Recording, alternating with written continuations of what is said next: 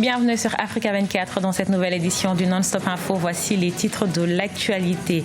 Dans le cadre de la mise en œuvre du plan national de développement, les autorités guinéennes ont organisé un séminaire de travail. Cette rencontre qui s'est tenue les 7 et 8 avril a pour but l'évaluation des acquis 2016 et les perspectives pour 2017. Le Mali lance un fonds compétitif pour la recherche et l'innovation technologique. À travers ce financement, il s'agit de développer les projets basés sur le partenariat entre les universités et les grandes écoles. Et puis, le Libéria a été l'un des pays de l'Afrique de l'Ouest gravement touché par l'épidémie d'Ebola, un an après la déclaration de la fin de l'épidémie dans le pays. Comment se portent les survivants? Élément de réponse à suivre dans ce journal. Mais tout d'abord, en République démocratique du Congo, la police interdit tout rassemblement. Ce lundi 10 avril, l'UDPS avec à sa tête Félix Tshisekedi appelle à une manifestation pour dénoncer le blocage du processus démocratique dans le pays. Une marche interdite car son itinéraire comporte les germes de l'insurrection selon le porte-parole de la police congolaise. Rappelons que le président Joseph Kabila a nommé Bruno Tshibala, un dissident de l'UDPS et du Rassemblement Premier ministre, une nomination qui suscite la polémique dans le pays. Informer et communiquer sur l'action du gouvernement, tel est le but du séminaire organisé les 7 et 8 avril 2017 par les autorités guinéennes. Cette rencontre consacrée au bilan des réalisations de l'année 2016 et la définition des priorités pour 2017 se base sur les objectifs stratégiques déclinés par le plan national de développement et social 2016-2020. Les précisions de notre correspondant Emmanuel Milimono. Durant 2 jours, l'ensemble des membres du gouvernement étaient réunis pour évaluer les performances notées au cours de l'année 2016, mais aussi souligner les défis à relever pour l'année 2017. À tour de rôle, chaque ministre est passé défendre son bilan par rapport aux différentes feuilles de route assignées par le Premier ministre, chef du gouvernement. En plus des 4 écoles qui sont en train d'être construites, nous nous sommes engagés à en fournir, en tout cas en mettre à disposition au moins 4 autres.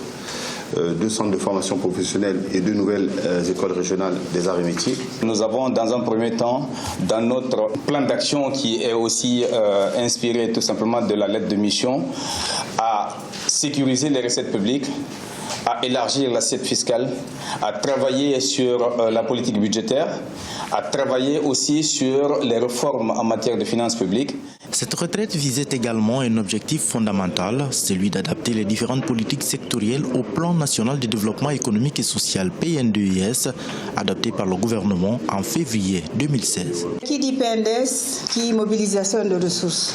Donc c'est le 3e objectif qui va consister à organiser un groupe consultatif pour mobiliser tous les partenaires traditionnels et non traditionnels pour financer le programme de développement économique et social.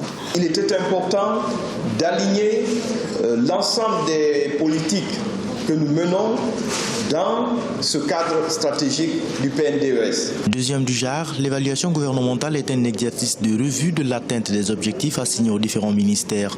Conformément aux directives données par le chef de l'État, les ministres devront désormais rendre compte chaque année de leurs résultats et projeter des actions claires à mettre en œuvre pour l'année suivante.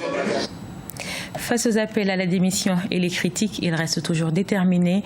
Ce 8 avril, le président sud-africain Jacob Zuma a une fois de plus appelé ses partisans à l'unité et au courage.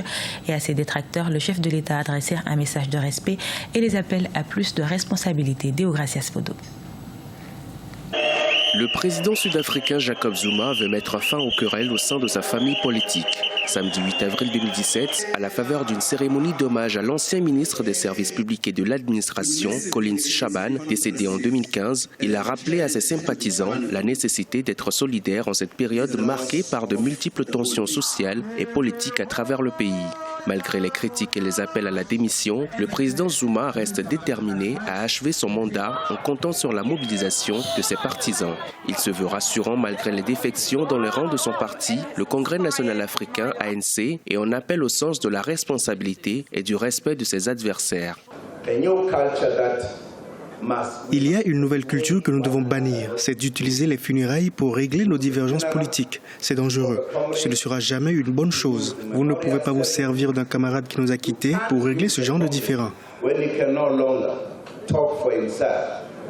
Depuis plusieurs mois, les appels à la démission du président Zuma se multiplient en Afrique du Sud. Vendredi 7 avril, sur appel de l'Alliance démocratique, le principal parti d'opposition, plusieurs milliers de protestataires étaient dans les rues des principales villes du pays pour dénoncer le récent remaniement gouvernemental. Plusieurs ministres, dont l'ex-ministre des Finances, Pravin Gordhan, connu pour sa probité et son engagement pour la lutte anticorruption, ont été éjectés. Ce dernier semble devenir le symbole de l'opposition face au chef de l'État. Soyez courageux et affrontez un camarade si vous avez des problèmes avec lui. N'utilisez pas ceux qui sont déjà morts pour perpétuer la désunion. Au moins, je sais que vous autres pourrez donner l'exemple à ceux qui ne savent pas respecter les défunts. La popularité du président Jacob Zuma est toujours en berne en raison notamment des nombreux scandales de corruption. Le 18 avril, il sera face au Parlement lors d'un vote de défiance demandé par l'opposition. Son parti, l'ANC, a d'ores et déjà donné consigne à ses députés qui voteront contre. Sans surprise, le président devrait donc normalement profiter de sa large majorité, 249 sur 400 députés, pour éviter la destitution. Au Mali, un fonds compétitif pour la recherche et l'innovation technologique vient d'être lancé. À travers ce financement, il s'agit de développer les projets basés sur le partenariat entre les universités et les grandes écoles. Ce projet a été initié par l'État malien qui ne consacrait jusqu'ici que 0,2% de son budget à la recherche et à l'innovation. Ibrahima Djomaba. Au Mali, le gouvernement a officiellement lancé son fonds compétitif pour la recherche et l'innovation technologique. Objectif, impulser une dynamique de recherche et développement à travers le pays pour inciter les chercheurs à élaborer des technologies innovantes. L'État mobilise ce fonds à travers ses recettes fiscales. Le fonds compétitif pour la recherche et l'innovation technologique est alimenté par une subvention budgétaire fixée à 0,2% des recettes fiscales. Il comporte entre autres la contribution des partenaires techniques et financiers, la redevance sur les contrats de vente des résultats de la recherche et sur les contrats de licence des brevets issus des interventions financées par le fonds.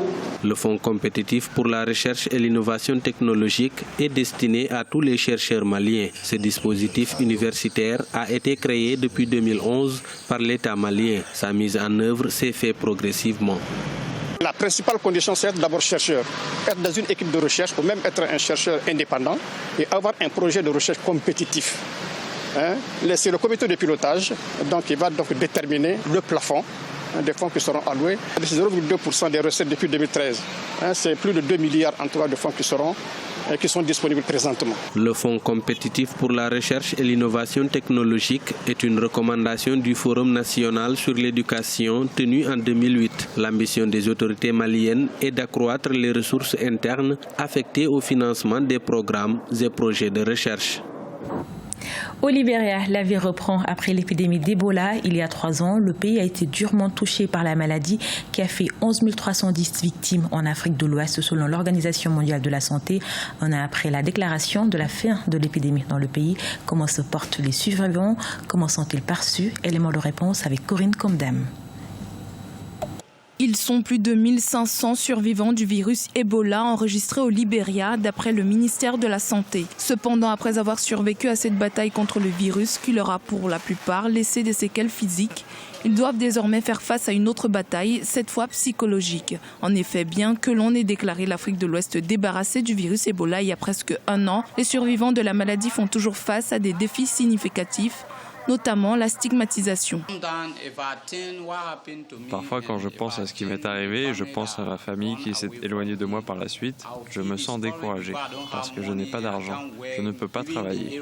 Même le logement que je louais avant, j'ai dû le laisser à cause du stigma. Les gens parlaient de moi, ils se moquaient des gens atteints d'Ebola. Ceci m'a poussé à quitter ma communauté.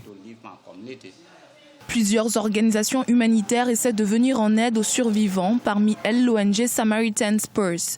L'organisation subventionne des soins médicaux pour des survivants dans le nord du Libéria. Cependant, ses ressources sont limitées et elle dispose uniquement d'un psychologue pour s'occuper des centaines de survivants victimes de traumatismes. Ce n'est pas suffisant. Actuellement, les survivants sont d'une façon ou d'une autre rejetés de la communauté. Le traumatisme des survivants est un problème majeur. Malheureusement, changer n'est pas une chose soudaine, c'est un processus graduel. Le Libéria essaye de se remettre sur pied depuis que la fin de l'épidémie a été déclarée dans le pays il y a un an. Sur le plan économique et social, le pays a considérablement été impacté. Nombreux sont ceux qui espèrent que les prochaines élections présidentielles prévues fin 2017 soient le signe d'un nouveau départ. Ce journal a été réalisé par l'ensemble de la rédaction. Nous vous remercions pour votre fidélité. Dans un instant, une nouvelle édition de l'actualité sur Africa 24.